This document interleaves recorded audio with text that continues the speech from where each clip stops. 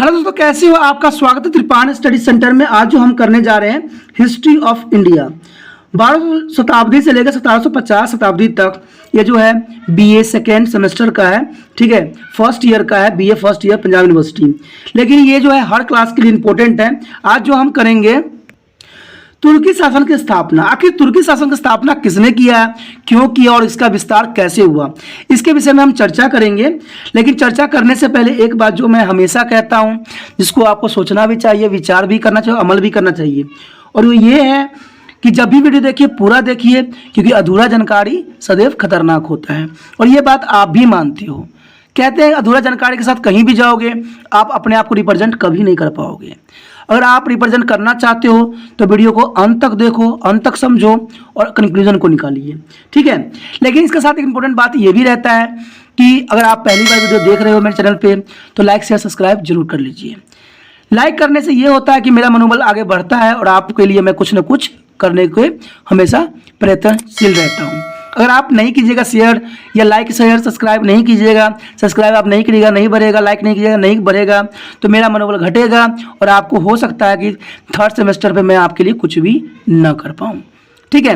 अगर आप चाहते हो किसी तरह से मैं आपके हेल्प करता रहूँ, हर तरह से हर क्लास के बच्चों को कहता हूँ जिनका ये सिलेबस है, क्योंकि ये सिलेबस 12वीं में भी होता है, 11वीं में भी होता है, तो हर बच्चे जिनके टॉपिक है उनको लाइक से सब्सक्राइब जरूर करना चाहिए और अपने व्हाट्सएप ग्रुप पे लगाना चाहिए। पहली बार वीडियो देख रहे हो तो उनको जरूर होता है कि सब्सक्राइब कर लेने में फ़ायदा है। क्यों? क्योंकि दोबारा आप रिसर्च करोगे तो शायद आपकी रिसर्च में आए ही ना। आप त्रिपान लिखोगे तो वो तिरपस कर देगा, ठीक है, तो जिसकी वजह से आपको त्रिपान स्टडी सेंटर जो है आपको रिसर्च में आएगा ही नहीं। तो अगर आपको मैं पढ़ा रहा हूँ तो अगर मैं आपका गुरु हूँ तो आपका भी जो है शिष्य का फर्ज निभाना चाहिए, यानी गुरु की बात सदैव मानना चाहिए। चलिए, ये तो आपके लिए विचार था। आज जो है हम टॉपिक देखते हैं कि तुर्की शासन की स्थापना कैसे हुई। आखिर तुर्की शासन की स्थापना करने के लिए इसमें सबसे पहले क्या और कैसे हुआ। मोहम्मद गौरी के बारे में तो आप लोग जानते ही हो। वो भारत पर कई बार आक्रमण किया और कई बार उसने जो है यहाँ के सामान लूट के लेके गया, लेकिन उसने कुछ ऐसे चीज़ें भी छोड़ गया जिसकी वजह से तुर्की शासन की व्यवस्था हुई। इसमें देखा जाए तो तुर्क शासन की व्यवस्था जो है कुतुबुद्दीन ऐबक को ही माना जा सकता है, क्योंकि कुतुबुद्दीन ऐबक जो था बेशक उसको जो है मोहम्मद गौरी लेके आया था, ठीक है, लेकिन फिर भी जो इसको शासक बना के चला गया भारत में, और उसके बाद जो है इसने अपना जो है काफ़ी सब सम्राट को बढ़ाया। चलिए देखते हैं। लेकिन ये जो कहा जाता है कि ये सब गुलाम शासक थे। कुतुबुद्दीन ऐबक जो था एक गुलाम शासक था। क्यों गुलाम शासक? इसलिए था क्योंकि मोहम्मद गौरी ने इसको भारत लेके आया था और उस समय वो गुलाम था। लेकिन जब मोहम्मद गौरी यहाँ के धन लूट के जा रहा था तो यहाँ के जो राज्य था वो जो था कुतुबुद्दीन ऐबक को सौंप गया, ठीक है। और फिर कुतुबुद्दीन ऐबक ने अपना जो है काबिलियत से और अपनी जो है प्रतिभा से यहाँ पर जो है अपने राज्य की स्थापना किया। लेकिन ये सारे राजा जो थे वो थे गुलाम वंश से, क्योंकि ये गुलाम के तौर पे यहाँ पर आए थे, इसलिए इनको गुलाम वंश के नाम से भी जाना जाता है। तो चलिए देखते हैं कुतुबुद्दीन ऐबक की जो है आरंभिक जीवन और सफलताएं क्या थी। इसमें हम आरंभिक जीवन के बारे में देखेंगे। कुतुबुद्दीन ऐबक भारत में तुर्क साम्राज्य का वास्तविक स्थापक था। उसके माता पिता तुर्की थे, वो तुर्किस्तान के निवासी थे। बाल्यकाल से ही वो अपने संबंधियों से बिछड़ गया था। जब वो छोटा था, बच्चा था, तो अपने पिता से वो क्या हो गया था, बिछड़ गया था, और वो लोग उसे दास बनाकर निसारपुर ले गए। वहाँ के प्रधान काजी फरुद्दीन ने उसे खरीद लिया। काजी बड़ा ही दयालु व्यक्ति था। उसने अपने पुत्र के साथ कुतुबुद्दीन ऐबक को लिखने पढ़ने के अतिरिक्त घुड़सवारी में भी दक्ष बना दिया। दुर्भाग्यवश काजी की मृत्यु हो गई और उसके पुत्र को कुतुबुद्दीन ऐबक की एक व्यापार के साथ बेच दिया गया। यानी उसकी मृत्यु हो जाने के बाद जो था उसके बेटे ने कुतुबुद्दीन ऐबक को एक व्यापारी के हाथों में बेच दिया। अंत में मोहम्मद गौरी ने उसे खरीदा। किसने खरीदा दोस्तों? मोहम्मद गौरी ने, जो भारत पर कई बार आक्रमण भी किया और यहाँ से लूट के जो है वस्तु ले भी गया। तो मोहम्मद गौरी ने उसको तरस आ गई और उसने मोहम्मद गौरी ने उसको खरीद लिया। काजी में उसने अपने साहस, आदर्शता और कर्तव्यनिष्ठ और स्वामी भक्ति का परिचय दिया। इसे प्रसन्न होकर मोहम्मद गौरी ने उसे एक सैनिक टुकड़ी का नायक बना दिया। धीरे धीरे वो एक पद से दूसरे पद पर उन्नति करता गया और अमीर ए खाजूर यानी मास्टर ऑफ द स्टेबल बन गया। शीघ्र ही उसकी गणना मोहम्मद गौरी के योग्य सेनापतियों में की जाने लग गई। उसने अपने स्वामी मोहम्मद गौरी को उसको भारतीय अभियान में बड़ा ही सहयोग दिया। मोहम्मद गौरी उसे बड़ा ही प्रसन्न रहता था, इसलिए उसने क्या किया, 1192 ईस्वी में तराई के दूसरे युद्ध के पश्चात मोहम्मद गौरी ने उसे अपने प्रदेश का वायसराय नियुक्त कर दिया। उसे अपनी अनुपस्थिति में शासन चलाने के पुण्य सत्ता प्रदान किया गया।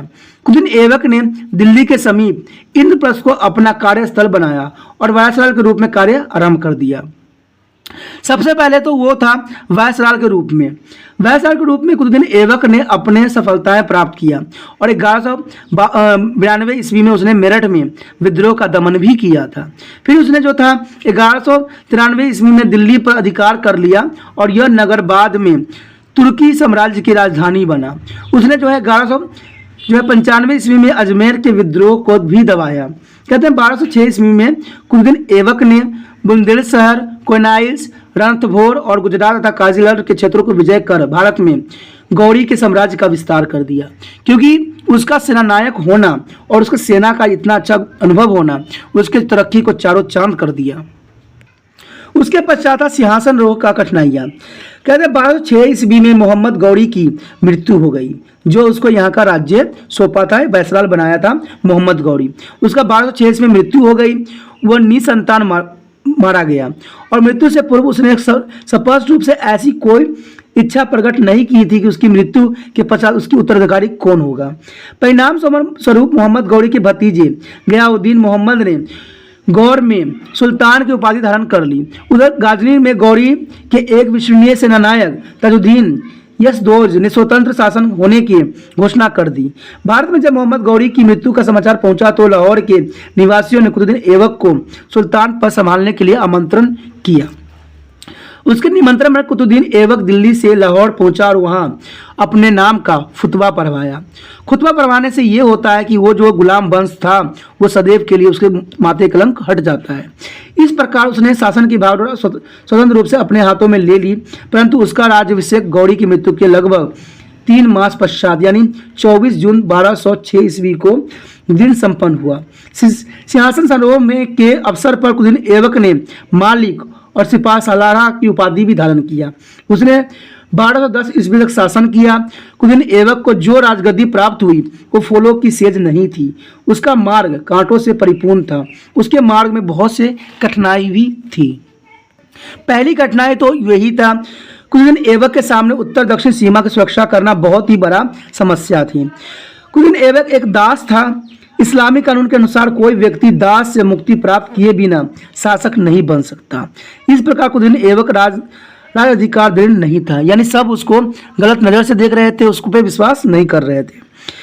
कुतुबुद्दीन ऐबक की भांति मोहम्मद गौरी के अन्य भी दास थे जो गौरी का उत्तराधिकारी बनने के आकांक्षी थे। इसमें जताउद्दीन, यजुद्दौल, नासरुद्दीन, कुतुबशाह, बहाउद्दीन तुर्की विशेषकर कुतुबुद्दीन ऐबक के लिए खतरा सिद्ध हो सकते थे, क्योंकि कुतुबुद्दीन ऐबक ही एक दास नहीं था, इससे भी योग्य सैनिक दास था। तो कुतुबुद्दीन ऐबक ने खुद को यहाँ पर राज्य अभिषेक करवा लिया। तो जो दूसरे दास थे वो भी इसके प्रति जो थे अब लड़ाई जो युद्ध करने के लिए तारपत्य हो गए। ठीक है, इसकी वजह से क्या हुआ, भारतीय प्रदेश में बचे खुचे जो हिंदू सरदार भी कुतुबुद्दीन ऐबक के लिए खतरा पैदा कर सकते थे। वो किसी भी समय विद्रोह करके उसके राज्य में अशांति फैला सकते थे, क्योंकि जब एक दास जब है महाराजा बन जाता है तो उसको तो कोई भी कुचलने के लिए तैयार हो जाता है। ये आपको भी समझ है और हमें भी समझ है, क्योंकि सरकार जैसे आज के समय में क्या होता है, कोई पार्टी अगर छोटा मोटा पार्टी अगर अपना शासन बना लेती है तो बड़े पार्टी क्या करती है, उसको तोड़ने के लिए हर तरह के जो है अराजकता चारों तरफ फैला देती है। इससे क्या होता है, पार्टी ऑटोमेटिक जो होता है टूट के बिखर जाती है।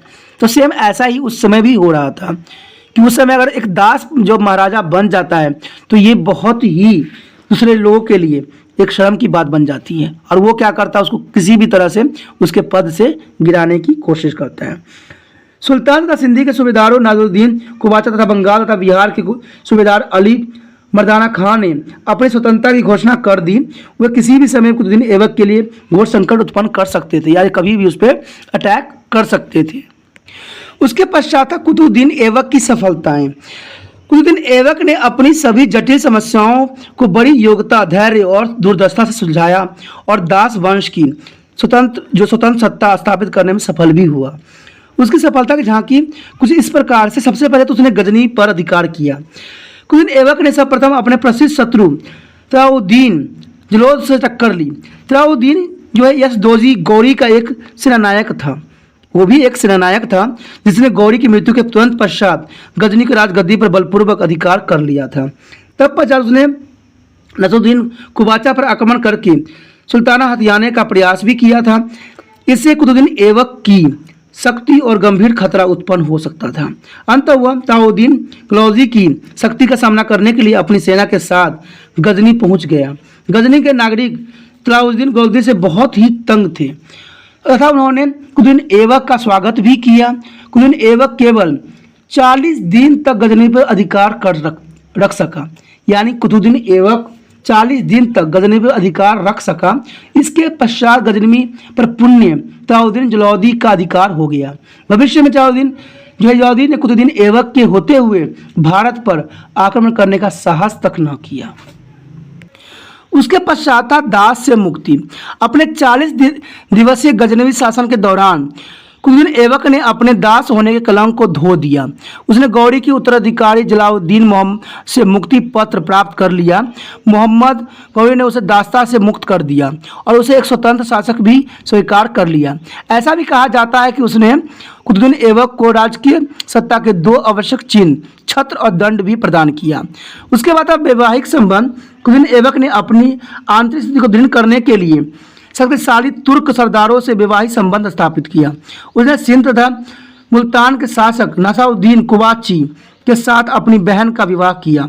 उसने अपनी पुत्री का विवाह अपने दास इल्तुतमिश के साथ कर दिया। इसे वैवाहिक संबंध के कारण कुतुबुद्दीन ऐबक की स्थिति अधिक दृढ़ हो गया। उसके बाद था बंगाल की अधीनता। कुतुबुद्दीन ऐबक ने बंगाल को भी पूरी तरह से अपने अधीन करने का प्रयास किया। उस समय तक बख्शाश खलजी बंगाल का शासक था, परंतु अली मर्दाना खां नामक एक सरदार ने उसकी हत्या कर दी और स्वयं जो लखनौती में एक स्वतंत्र शासक बन बैठा। स्थानीय खलजी सरदारों ने उसे पकड़कर जेल में डाल दिया और उसके स्थान पर मोहम्मद गौरी को सिंहासन में बिठा दिया। अली मर्दाना खां किसी न किसी प्रकार जेल से भाग कर दिल्ली पहुंच गया। कुतुबुद्दीन ऐबक ने इस अवसर का लाभ उठाया और तथा अली मर्दाना खां एवं खलजी सरदारों में समझौता करवा दिया। कुतुबुद्दीन ऐबक ने अपने प्रतिनिधि द्वारा खलजी से बातचीत की और ऐबक के इस समझौते के अनुसार अली मर्दाना खां को बंगाल का पुण्य सूबेदार नियुक्त भी किया गया। उसने कुतुबुद्दीन ऐबक की अधीनता स्वीकार कर ली तथा वह वचन दिया कि वह दिल्ली सुल्तान को वार्षिक कर दिया करेगा। उसके पश्चात था प्रशासनिक सफलता। कुतुबुद्दीन ऐबक का शासन भी शुद्ध सैनिक शासन था और सैनिक बल पर आधारित था। उसने अपनी राजधानी में एक विशाल तथा शक्तिशाली सेना की स्थापना भी किया था। साथ ही उसने राज्य के महत्वपूर्ण भागों में भी सैनिक टुकड़ियां रखी हुई थी। कुतुबुद्दीन ऐबक बड़ा ही उदार तथा न्यायप्रिय शासक था, परंतु वह किसी निश्चित न्याय विधान की व्यवस्था न कर सका। इस तरह उसके शासनकाल में न्याय व्यवस्था असंतोषजनक रही। कुतुबुद्दीन ऐबक ने शांति के समय हिंदुओं को बड़ी उदारता का व्यवहार भी किया। कुतुबुद्दीन ऐबक को भवन बनवाने का भी बड़ा ही चाव था। उसने दिल्ली में कुवच उल इस्लाम मस्जिद का भी निर्माण करवाया था। यह मस्जिद उसने अपनी दिल्ली विजय के उपलब्ध में बनवाई थी। इस मस्जिद का जो है दवात खाना बड़ा ही सुंदर है। कुतुबुद्दीन ऐबक की सबसे प्रसिद्ध इमारत कुतुब मीनार है। यह मीनार उसने प्रसिद्ध संत ख्वाजा कुतुबुद्दीन की स्मृति में बनाई थी। इस मीनार का निर्माण कार्य इल्तुतमिश के शासनकाल में पूरा हुआ। कुतुबुद्दीन ऐबक के अजमेर की मस्जिद बनवाई गई। यह मस्जिद केवल 2.5 दिन में ही बनकर तैयार हो गया। इसी कारण इसे 2.5 दिन का झोपड़ा भी कहा जाता है। यहाँ प्रति वर्ष 2.5 दिन का मेला भी लगता है। मृत्यु। कुतुबुद्दीन ऐबक केवल 4 वर्ष ही शासन कर पाया और 1210 ईस्वी में वह लाहौर में चौगान खेलते हुए घोड़े से गिर पड़ा और वहां उसकी मृत्यु हो गई। उसे लाहौर में ही दफनाया गया। उसके बाद जो था दूसरा जो गुलाम वंश में आता है इल्तुतमिश। इल्तुतमिश की आरंभिक जीवन कुछ उसी तरह से था जैसे कि हमने पीछे पढ़ा है। इल्तुतमिश का पूरा नाम था शम्स-उद-दीन इल्तुतमिश। उसका पिता एलम खां तुर्की के इलावारी कबीलों का एक प्रधान व्यक्ति था। सुंदर एवं गुणी होने के कारण उसका पिता सबसे बड़ा प्रेम करता था उससे। उससे उसके भाई को ईर्ष्या होने लग गई थी। अंततः उन्होंने इल्तुतमिश को बुखारा जा रहे सौदागरों के एक काफिले के हाथों बेच दिया। बुखारा के प्रथम काजी को एक संबंधियों ने इल्तुतमिश को खरीद लिया। तब पश्चात वह 2 बार और बेचा गया और अंत में वो सौदागर जलालुद्दीन उसे गजनी ले गया। वहाँ से उसे दिल्ली लाया गया और कुतुबुद्दीन ऐबक के हाथों बेच दिया। कुतुबुद्दीन ऐबक जो वहाँ का शासक था और यह भी गुलाम वंश से ही बना था, तो कुतुबुद्दीन ऐबक ने दया दिखाई और उसको खरीद लिया। बचपन से इल्तुतमिश बड़ा ही होनहार लगता था, ठीक है, बचपन से काफ़ी होनहार होने के कारण, ठीक है, निमत शाह और सरदार ने भी उसके विषय में लिखा है कि सुंदर गुण और बुद्धिमत्ता तथा चरित्र की उच्चता में उसका कोई सानी न था। यानी कहते हैं ना, उसके अंदर इतना गुण था, इतना उसके अंदर सुंदरता भी था कि उसके जैसा उस जगह समय कोई नहीं था। उसने सैनिक शिक्षा भी प्राप्त की थी और लिखना पढ़ना भी सीख लिया था। ऐसा भी कहा जाता है कि मोहम्मद गौरी पर इल्तुतमिश का बहुत ही प्रभाव पड़ा था। अंततः उसने इसकी सिफारिश करते हुए कुतुबुद्दीन ऐबक को यूं लिखा कि इल्तुतमिश के साथ अच्छा व्यवहार करना, किसी दिन वह स्वास्थ्य प्राप्त करेगा। इसके पश्चात इल्तुतमिश बड़ी तीव्र गति से उन्नति करने लगा। वह उन्नति करता हुआ सर जनादार एवं अमीर ए शिकार के पद पर भी जा पहुंचा। ग्वालियर की विजय के पश्चात कुतुबुद्दीन ऐबक ने वह प्रदेश उसे सौंप दिया और बाद में उसे बनारस का शासक भी बना दिया। इल्तुतमिश बड़ा ही भाग्यशाली एवं कुतुबुद्दीन ऐबक ने अपनी पुत्री का विवाह भी उसके साथ कर दिया। उसे अमीर उल उमारा की उपाधि से सम्मानित भी किया गया। शीघ्र ही उसे बंदोली का सूबेदार नियुक्त कर दिया गया और 1211 ईस्वी में वह दिल्ली का सुल्तान बना। उसने 1236 ईस्वी तक शासन भी किया। इस प्रकार इल्तुतमिश अपनी योग्यता एवं कर्तव्यनिष्ठा से एक दास से अपना जीवन आरंभ कर सुल्तान के सर्वोच्च पद पर जा पहुंचा। इल्तुतमिश जो था बहुत ही प्रभावशाली था और उसने जो है पूरा वो सारे गुण थे जो कुतुबुद्दीन ऐबक को दिख गया था। इसलिए कुतुबुद्दीन ऐबक को लगता था कि इसके जैसा शासक कोई नहीं है। और उसने भी जो, जैसे कि कुतुबुद्दीन ऐबक ने भी गुलाम वंश से ही संबंधित था और इल्तुतमिश भी जो है गुलाम वंश से ही था और गुलाम ही था। इसीलिए उसने क्या किया, जब उसको लगा कि ये बहुत बहादुर है और इसके लिए संकट उत्पन्न कर सकता है, तो उसने जो है अपनी बेटी की शादी जो है इससे कर दिया। इसके वजह से इल्तुतमिश जो था वहाँ का दामाद भी बन गया और उसके बाद जो है इसकी नियुक्ति सौदार के रूप में हुआ। लेकिन जैसे ही जो है इल्तुतमिश जो है, जैसे ही कुतुबुद्दीन की मृत्यु हुई, इल्तुतमिश जो था वहाँ का सुल्तान बन गया, क्योंकि वही सबसे उच्च और सबसे अधिक प्रभावशाली था। अब यहाँ पर आता है इल्तुतमिश की कठिनाइयाँ। देखिए इल्तुतमिश की कठिनाइयाँ कम नहीं थी, क्योंकि कहते हैं कि इतना कुतुबुद्दीन ऐबक का सिर्फ एक ही जो है संतान नहीं था, तो उसके लिए कठिनाई भी इल्तुतमिश के लिए बहुत ही थी। सभी दास शासकों के जीवन में कुछ बातें सामान्य रूप से पाई जाती है, वो ये है कि अस्थिरता, कठिनाइयाँ तथा प्रबल विरोधी। दास वंश के किसी भी शासक ने अपने आप को कभी खतरे से मुक्त नहीं पाया। इल्तुतमिश को भी अन्य दास शासकों की भांति अनेक कठिनाइयों का सामना भी करना पड़ा। कुतुबी तथा मुअज़्ज़िज़ सरदार नवाबुद्दीन कुबाची और जलालुद्दीन बंगाल के खाजी सरदार राजपूत तथा खोखर लोग, ये सभी इल्तुतमिश के प्रबल विरोधी थे। सब के सब जो है इसके प्रति जो है आक्रोशित थे। सबसे में उसका राज्य कांटों से भी भरा हुआ था। जैसे कि कुतुबुद्दीन ऐबक का कांटों से भरा हुआ था, इल्तुतमिश का भी जो है शासन कांटों से ही भरा हुआ था। उसे अपने स्थिति बनाने के लिए जिन कठिनाइयों का सामना करना पड़ा वो कुछ इस तरह से है। पहले तो उसने सबसे पहले तो असंगठित राज्य था, उसको संगठित करना उसके लिए सबसे बड़ी चुनौती थी। इल्तुतमिश का राज्य अव्यवस्थित तथा असंगठित था।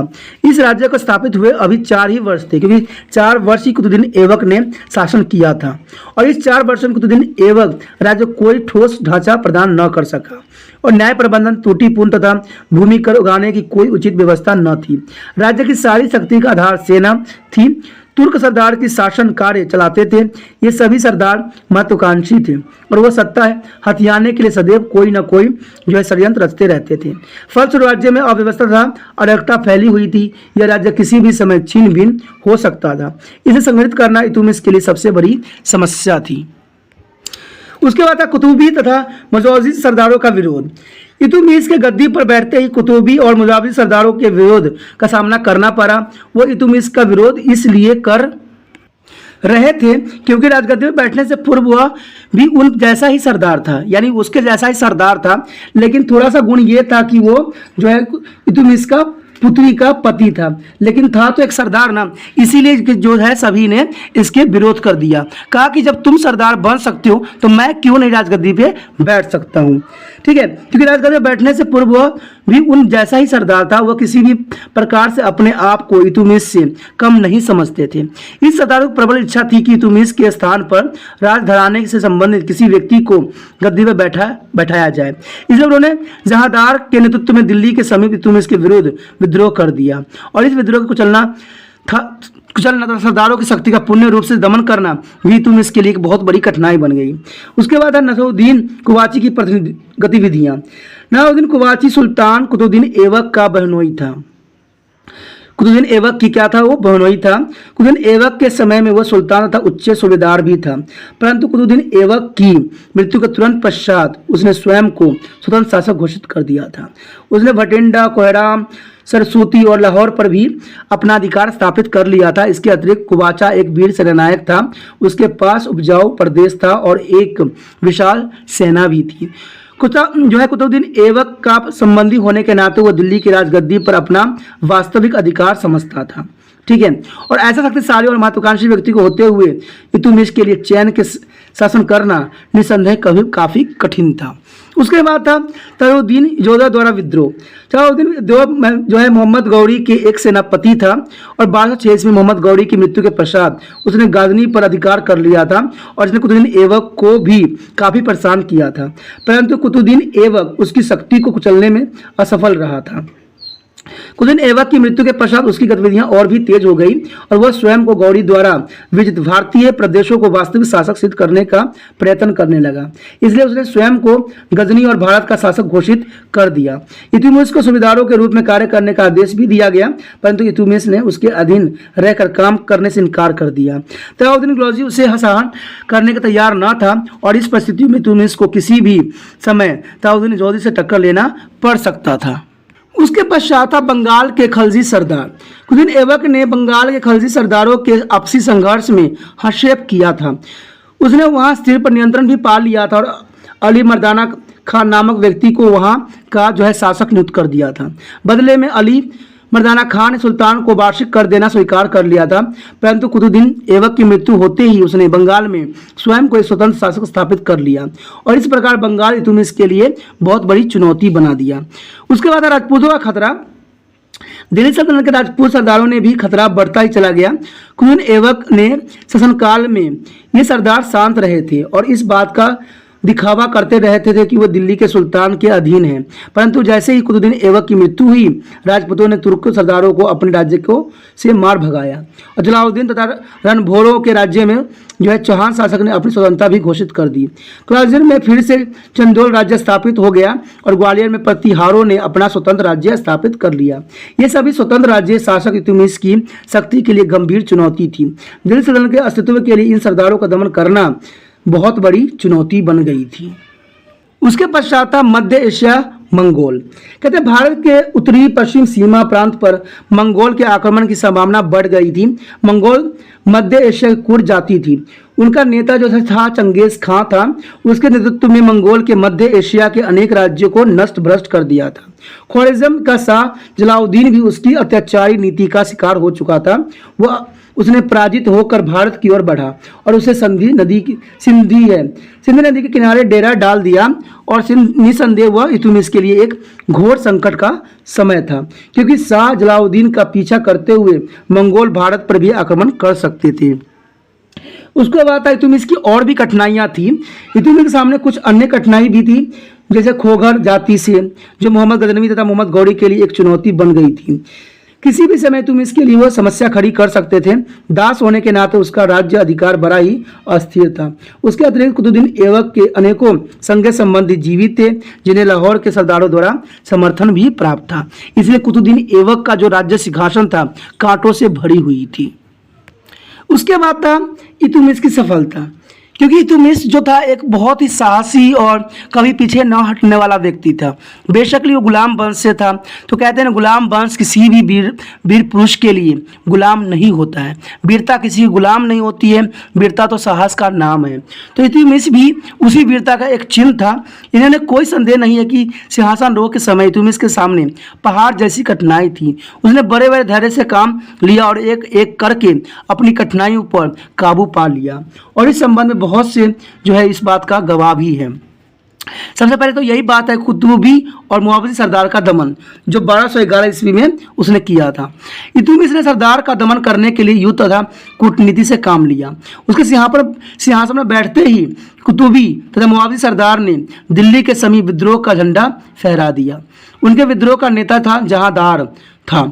इल्तुतमिश का इस सरदार के साथ जर के रण क्षेत्र में सामना हुआ। वह उन्हें पराजित करने में सफल भी हुआ। यमुना नदी के किनारे इल्तुतमिश ने उनके सरदारों को मौत के घाट उतार दिया। अन्य सरदारों ने उसकी अधीनता स्वीकार कर ली और इस सरदारों ने दमन के तुरंत पश्चात उसने दिल्ली, बनारस, बदाऊं तथा अवध पर अपना अधिकार कर लिया। अब उसने कूटनीति से काम कर लिया। उसने उन सभी सरदारों को उच्च पदों पर नियुक्त कर दिया जिन्होंने उसकी अधीनता स्वीकार कर ली थी, परंतु इसमें किसी भी सरदार की दिल्ली में नियुक्ति न किया गया ताकि वह सुल्तान के विरुद्ध पुण्य कोई षड्यंत्र न रच सके। उसके पश्चात तो था जो है सलाउद्दीन की दमन। तयूद्दीन जलोद का दमन जो था 1215 ईस्वी में की गई थी। इल्तुतमिश ने सलाउद्दीन जलोद का भी बड़े ही साहस से सामना किया। जलोद जो है 1215 ईस्वी में ख्वारिज़म के शाह द्वारा पराजित हुआ और वो भाग कर भारत में लाहौर पहुंच गया। उसने कुबाचा के पराजित करके लाहौर पर अपना अधिकार कर लिया। अपनी शक्ति को दृढ़ देखकर उसने स्वयं को भारत का शासक घोषित कर दिया। फलस्वरूप इल्तुतमिश के लिए वो एक बड़ा ही समस्या उत्पन्न हो गई। जलालुद्दीन दिल्ली के समीप बैठा दिल्ली का शासक होने का दावा कर रहा था और इल्तुतमिश ने इतने भयंकर शत्रु की अपेक्षा करना उचित न समझा। वो जानता था कि पंजाब का शासक बन जाने पर जल्दोज उसके लिए किसी भी समय संकट उत्पन्न कर सकता था। अंततः उसने तुरंत ही एक सेना लेकर जल्दोज के विरुद्ध प्रस्थान किया। तराई के मैदान में दोनों पक्षों में घमासान युद्ध हुआ और इस युद्ध में जल्दोज पराजित हुआ और उसे बंदी बनाकर बदौली किले में बंद कर दिया गया और कुछ समय पश्चात वहीं उसकी मृत्यु हो गई। इल्तुतमिश की इस विजय का ही बड़ा ही महत्व है। इसमें डॉक्टर के.एस.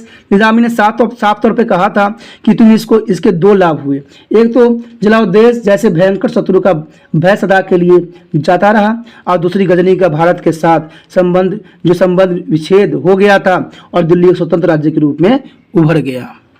उसके बाद था निजामुद्दीन कुवाची का पराजय जो 1217 ईस्वी में हुआ। 1215 ईस्वी में जलालुद्दीन से निजामुद्दीन कुवाचा को पराजित कर लाहौर पर अधिकार कर लिया गया। शीघ्र ही कुवाचा ने लाहौर पर पुण्य अधिकार कर लिया। वह राज्य विस्तार की इच्छा रखता था, तो ऐसे महत्वाकांक्षी विरोधियों से निपटने के लिए इल्तुतमिश ने उस पर आक्रमण कर दिया तथा उसे पराजित भी किया।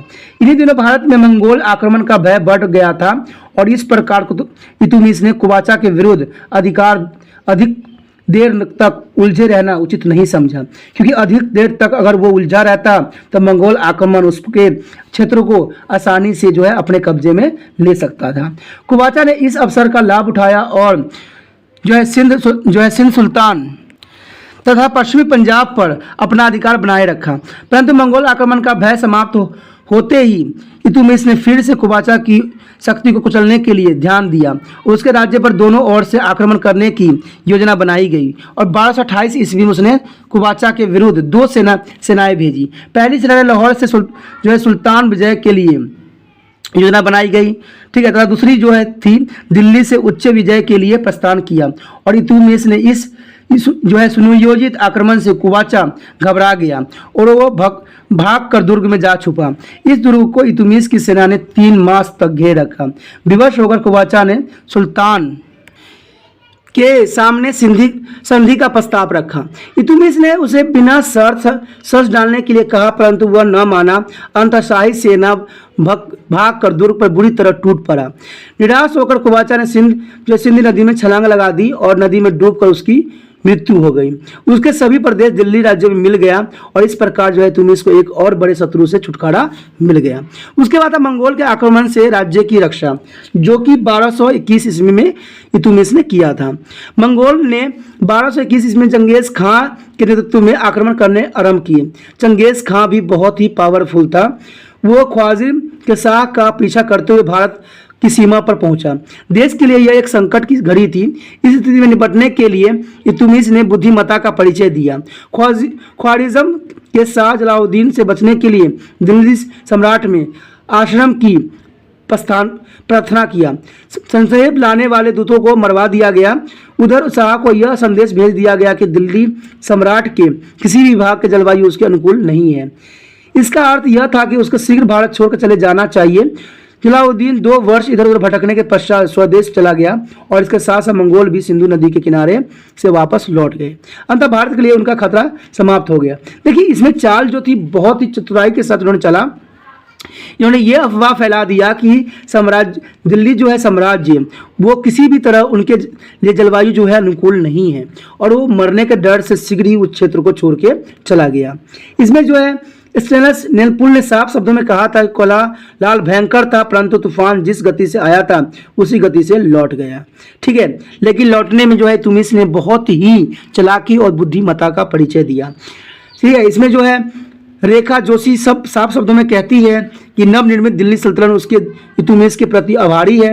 इसने इसे मंगोल के विनाश से बचाया तथा इससे जिसके शक्तिशाली राज्यों को तबाह कर दिया था, क्योंकि उसने कई राज्यों को जो है तहस नहस कर दिया था।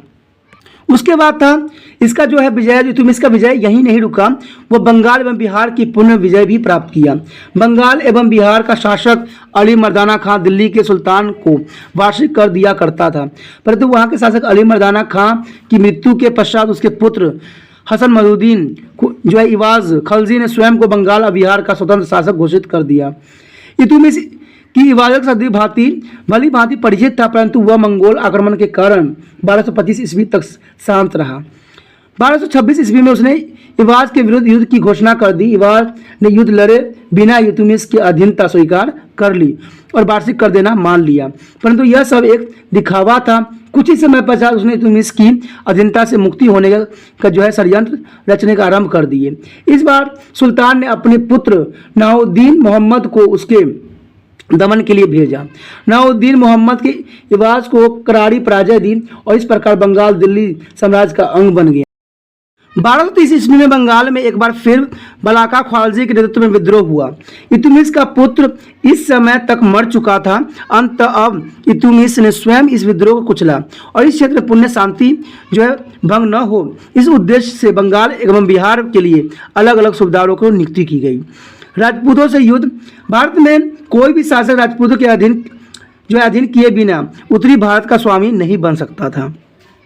इल्तुतमिश कोई अब्बाद नहीं था, उसे राजपूतानों के स्वतंत्र शासकों से टक्कर लेना भी पड़ा। सबसे पहले उसने 1226 ईस्वी में रणभोर पर आक्रमण किया। वहां के राजा वीर नारायण को परास्त करके अपने वहां का प्रसिद्ध दुर्ग अपने अधिकार में ले लिया।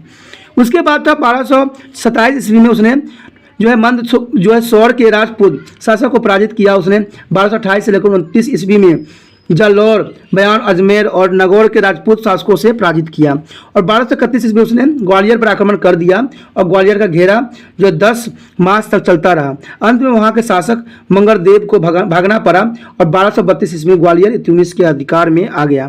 कहते हैं कि इस किले में प्रवेश करने के लिए के पश्चात इल्तुतमिश ने 700 जो है निर्दोष हिंदुओं का वध कर दिया। 700 जो हिंदुओं का वध करना कोई आम बात नहीं था।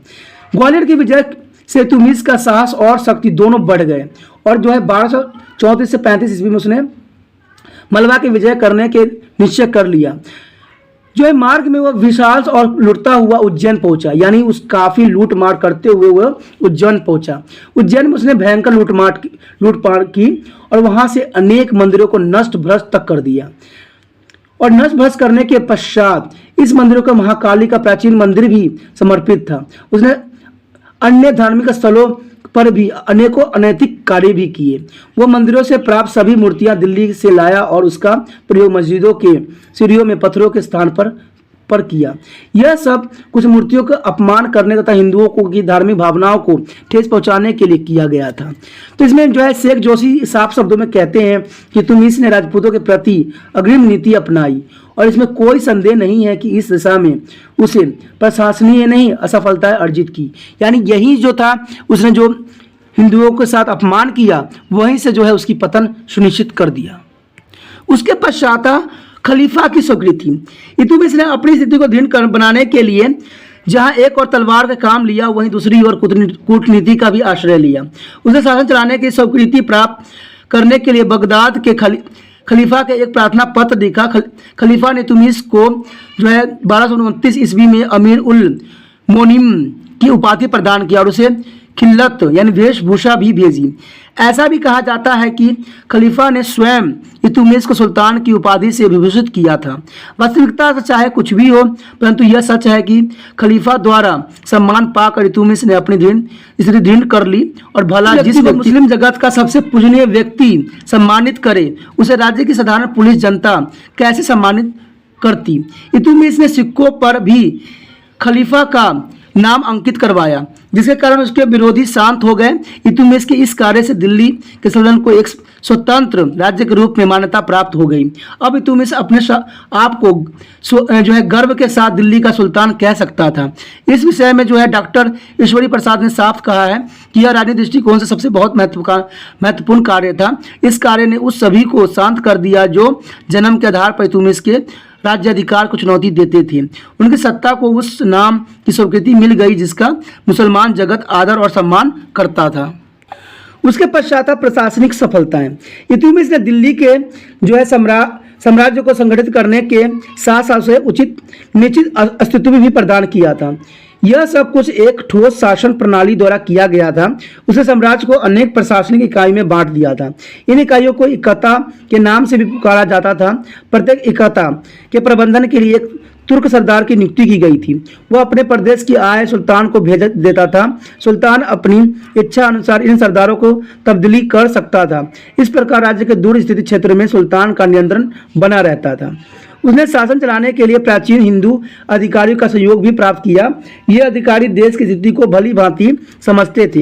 इन्हें इल्तुतमिश के बड़े अच्छे सुझाव दिए, जिनका अनुसरण करके सुल्तान अपने शासन को और भी अधिक कुशल बनाने में सफल हुआ। सुल्तान ने मुद्रा प्रणाली में भी आवश्यक सुधार किए। उसने चांदी का टांका और तांबे का जो है जीतल भी चलाया।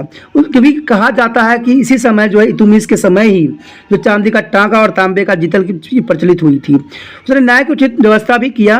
वही जो दुखी व्यक्तियों की प्रार्थना ध्यान से सुनता था और उन्हें उचित न्याय देने का प्रयास भी करता था। उसने पुरानी दिल्ली का निर्माण करवाया और उसे मस्जिद, मेहराबे और मदरसों से सुसज्जित करने का प्रयास भी किया। वो पहला सुल्तान था जिसने लाहौर के स्थान पर दिल्ली को अपना राजधानी बनाया था। इस प्रकार दिल्ली का महत्व काफ़ी बढ़ गया और कुछ समय में यह नगर शिक्षा और संस्कृति के प्रमुख केंद्र भी बन गया। उसके बाद था दास वंश में स्थान। दास वंश के इतिहास में इल्तुतमिश का वही स्थान है जो बाबर का मुगल वंश के इतिहास में है। वह प्रथम मुस्लिम सुल्तान था जिसने भारत में मुस्लिम साम्राज्य की स्थापना करने का प्रयास किया था। उसने पूर्व मुसलमान आक्रमणकारियों ने कभी भी भारत में मुस्लिम साम्राज्य की स्थापना की ओर ध्यान नहीं दिया। मोहम्मद बिन कासिम तथा मोहम्मद गजनवी की विजय अस्थायी सिद्ध हुई। इलाहाबादी मोहम्मद गौरी ने विजय प्रदेशों को संगठित किया, परंतु वह उन पर स्वयं शासन करने के लिए भारत में न रह सका। उसके दास कुतुबुद्दीन ऐबक ने एक ऐसे मुस्लिम साम्राज्य की स्थापना किया जो अपनी कार्यवाही में पूर्णतः स्वतंत्र न था। इसके अतिरिक्त वह अपने शासन प्रबंधन को इतने सुचारू ढंग से न चला सका। इल्तुतमिश ही एक ऐसा मुस्लिम शासक था जिसने भारत में गजनी के अस्तित्व से मुक्त मुस्लिम साम्राज्य की स्थापना किया। उसने अपने साम्राज्य में उचित शासन प्रबंधन की व्यवस्था भी की, अराजकता का अंत किया तथा सुल्तान की प्रतिष्ठा में वृद्धि की। इस प्रकार उसे दिल्ली सल्तनत का वास्तविक स्थापक होने का श्रेय भी प्राप्त होता है। इसमें कहा जा सकता है कि इल्तुतमिश गुलाम सुल्तानों में सबसे महान सुल्तान था। इसी के साथ दोस्तों हमारा जो ये टॉपिक है खत्म हो रहा है। अगर आपको अच्छा लगा है तो लाइक शेयर सब्सक्राइब कर लीजिए। ठीक है, आपने जो त्रिपाण स्टडी सेंटर के साथ समय व्यतीत किया इसके लिए धन्यवाद। अगर आप भी त्रिपाण स्टडी सेंटर को धन्यवाद करना चाहते हो तो सोचिए मत, विचार मत कीजिए, लाइक शेयर सब्सक्राइब कीजिए। इसमें जो है लाइक करना, मेरे जो है उत्साह को बढ़ाना है। अगर आप लाइक करते हो तो मेरा उत्साह बढ़ेगा और आपके लिए मैं अच्छे से अच्छा जो है वीडियो बनाऊंगा जो आपके फ़ायदा पहुंचाएगा। अगर लाइक नहीं कीजिएगा तो शायद मेरा मनोबल घटेगा और मैं आपके लिए कुछ ना कर पाऊँ, तो थर्ड ईयर में शायद आपसे मुलाकात नहीं हो पाएगा। ठीक है, थर्ड सेमेस्टर में भी होना संभव नहीं रहेगा। तो अभी कीजिए, लाइक जरूर कीजिए, जब भी देखिए लाइक एक बार जरूर कर दीजिए। ठीक है दोस्तों, और सब्सक्राइब करना तो आपके हित में है। क्यों? क्योंकि सब्सक्राइब करने से सिर्फ ये होगा कि आपको मेरे द्वारा भेजा गया वीडियो समय समय में प्राप्त होगा। आप सोचिएगा कि पेपर एग्जाम खत्म हो जाएगा तो मेरे वीडियो क्या मतलब रहेगा। दोस्तों, आगे थर्ड सेमेस्टर भी आपका प्रतीक्षा कर रहा है, उसके बाद फोर्थ भी करेगा। तो कहते हैं ना, अगर आप मुझे प्रोत्साहित करोगे तभी जो है मैं आपके लिए भी कुछ अच्छा करने की कोशिश करूंगा। ठीक है, साथ में जो है आपके भाई बहन जो होंगे जो 8th 9th 10th 11th 12th में पढ़ रहे होंगे, उनके लिए भी त्रिपाण स्टडी सेंटर अग्रसर है, उनके लिए बहुत कुछ इसमें है। ठीक है, साथ में जो NIS बोर्ड में पढ़ते हैं 10th क्लास या +2 करते हैं, उनके लिए भी त्रिपाण स्टडी सेंटर हमेशा अग्रसर रहेगा। प्लस जो है BA पंजाब यूनिवर्सिटी के फर्स्ट ईयर से लेकर थर्ड ईयर तक, यानी फर्स्ट सेमेस्टर से लेकर 6th सेमेस्टर तक सारे सिलेबस आपको मिलेंगे आर्ट्स के। तो सोचिए मत, अभी सब्सक्राइब कीजिए और मेरे साथ जुड़ जाइए और कहिए कि आप त्रिपाण स्टडी सेंटर में जुड़ चुके हैं। ठीक है दोस्तों, अपना ध्यान रखना। Okay, bye.